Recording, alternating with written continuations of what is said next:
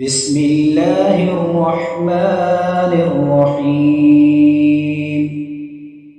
ألف لام ميم. ذلك الكتاب لا ريب فيه هدى للمتقين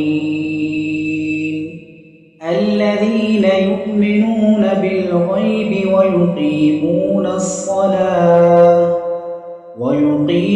الصلاة ومما رزقناهم ينفقون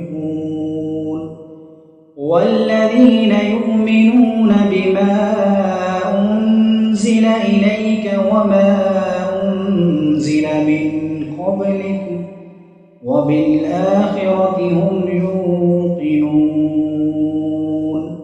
أولئك على هدى من ربهم وأولئك هم المفلحون.